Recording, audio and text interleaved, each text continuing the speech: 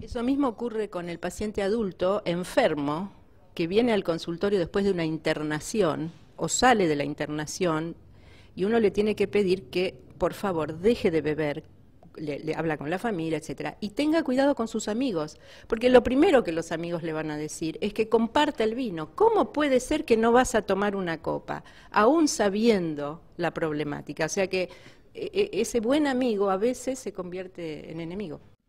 No es en realidad solamente transgresión, sino también es un elemento de socialización, pero de todos modos también la necesidad, por decir, entre comillas, necesidad de ese elemento exterior, digamos, que se introduce en el organismo para lograr esa socialización, implica un problema de educación Dios, que tiene otros matices. Es decir, la persona no está solo bebiendo para transgredir, sino que si transgrede es por una cuestión cultural en que es la edad de la transgresión, lo cual no es una realidad.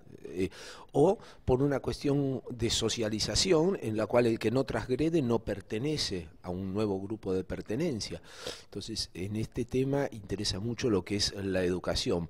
Por un lado, los modelos. Recién decía la doctora el tema de que hay un elemento genético indudable, pero ese elemento genético solamente es parte de una predisposición que no obliga a tener la enfermedad. Hay otro elemento, digamos, podríamos hablar en que hay dos tipos de herencia en el ser humano, a diferencia de otros animales, digamos, que es la herencia genética más la herencia cultural.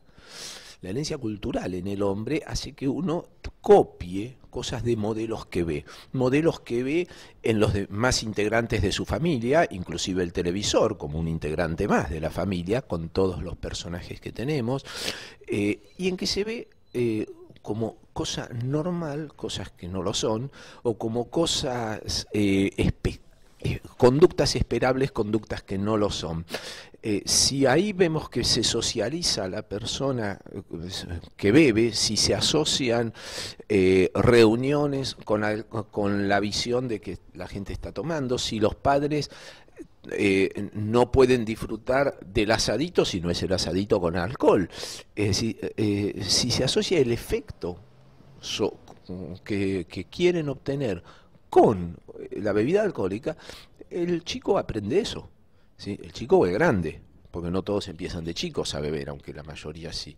Entonces, por ahí el tema educativo tendría que ir no tanto en el no a la transgresión, porque como recién decía la doctora, digamos, hasta transgredir por un lado es normal, pero también sería el transgresor el que no cumple con las transgresiones, porque transgrede al resto del grupo. Por ahí no es tanto ocuparse de la educación en la no transgresión, que sería muy difícil, porque hasta podríamos decir que tiene cierta normalidad en el ser humano esa transgresión, sino la educación en que uno elija qué transgresión, que no necesariamente copie, y que sobre todo elija aquello que puede o no hacerle bien, sepa diferenciarlo. Para eso, por ahí no solo hay que asociar en los elementos de divulgación la asociación del alcohol con lo feliz, sino con la enfermedad crónica. Es decir, en el episodio, los chicos por ahí dicen, bueno, me voy a emborrachar, una borrachera, y quieren probar, quieren ver qué pasa con esa experiencia, que es una intoxicación. El alcoholismo es otra cosa, lo que pasa es que tenemos que tener en cuenta que si no se toma la primera copa no se va a terminar alcohólico nunca.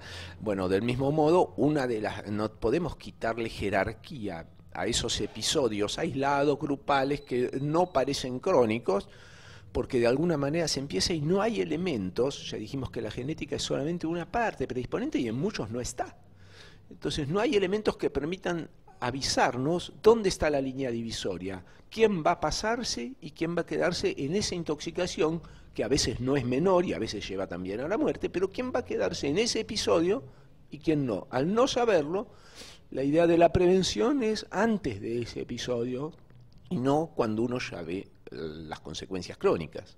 Algo que me parece importante de explicar es qué significa la palabra adicción, ¿no? Sobre todo por esto que estábamos diciendo, bueno, no todos llegan a ser alcohólicos, algunos sí, algunos no. En la lengua castellana significa no, y dicción viene del dicho, del discurso. Entonces, aquel que no puede hablar en esta época, donde todo es acting, donde todos actúan, ¿no? Para mostrarse y sobre todo los adolescentes por ahí. Hago esto para no quedar excluido, hago aquello otro para que no sé. Bueno, esto del acting, ¿no? Y el adicto es esa persona que para poder tomar coraje en determinadas situaciones busca y recurre al alcohol para poder enfrentar la vida. Lo que pasa que a medida que va pasando el tiempo y el alcoholismo va tomando más del 50% de la vida del sujeto, empieza a deteriorarse los vínculos familiares, lo social, las pérdidas de trabajo, la higiene personal, no sé. Más la enfermedad de su organismo también, ¿no? Cómo se va deteriorando. Pero la idea, si te parece, es hacer un corte y vamos a hablar cómo la familia puede ayudar a darse cuenta, porque por lo que ustedes han explicado hasta ahora, es un camino difícil de poder dividir entre el límite del que está enfermo y del que no lo está. Es muy difícil que alguien que consuma alcohol diga, bueno, me voy a pasar 15 días para ver si tengo adicción o no. Es muy difícil que alguien lo haga. Entonces, pero debe haber algunos síntomas, algunas luces que pueden avisarle a sus amigos o a la familia cuándo conviene decirle a usted que nos está escuchando, o a usted señor, que tiene un familiar en estas situaciones, cuándo por ahí tenemos que tener una alerta. Hacemos un corte y lo explicamos. Diálogos de Salud. 60 minutos con Daniel Casola.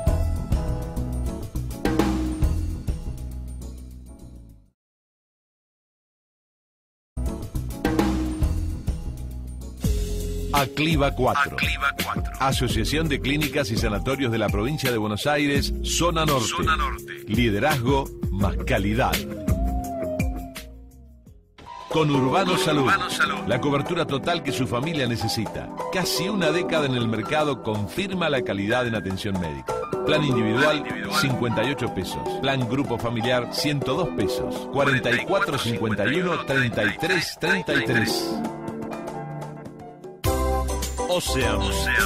Obra social de encargados apuntadores marítimos. Seriedad y cumplimiento en la protección de su salud y la de su familia. Afíliese al 4941-8327 o 4941-8264. Su bienestar es nuestra tarea. Principal Plan. 4451-2944. Nos acompañan en este programa la doctora Mónica Napoli, médica toxicóloga, miembro de la Asociación Toxicológica Argentina y médica del Hospital Santoyani; la doctora Diana Levy, médica gastroenteróloga del Hospital Carlos Udaondo, sección hígado, y secretaria de la Comisión Directiva de la Asociación Argentina para el Estudio de las Enfermedades del Hígado; la licenciada Laura Césare, psicóloga de la sede de la Comunidad Terapéutica Fundación Manantiales; y el doctor Arnaldo Doisenband, profesor de la Cuarta Cátedra de Medicina Interna del Hospital de Clínicas, a cargo del Consultorio de Alcoholismo del Servicio de Toxicología del Hospital de Clínicas, que dirige el profesor Eduardo Escarlato. ¿Cómo podemos ayudar a diagnosticar esta adicción, ¿no? La familia, ¿cómo se puede dar cuenta de que alguien ya entra en un camino de alerta para decirle, mira, en realidad tenés que manejarlo esto? Y como recién te comentabas vos, el alcohólico generalmente oculta su enfermedad, y cómo se logra para convencerlo de que está en un camino así sin que se ofenda, sin que haga un escándalo, ¿no? ¿Ustedes qué le aconsejan a la familia que nos escucha?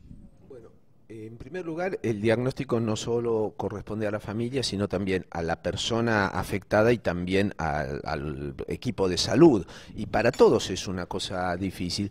Hay algunos elementos, digamos, que tienen que ver con la toxicidad en sí mismo, es decir, el paciente que viene hipertenso, porque el alcohol le favorece tener la presión alta. La gente suele saber de la sal y no, por ejemplo, del elemento del alcohol. Hay pacientes que vienen por su gastritis y el médico entonces puede descubrir, o el paciente solo saber cuando tiene una gastritis. Bueno, es decir, una cosa son los elementos tóxicos, que no es alcoholismo en sí mismo, es toxicidad. Una persona puede, digamos, fallecer por una hemorragia digestiva, por una cirrosis, sin haber tenido jamás una borrachera, porque el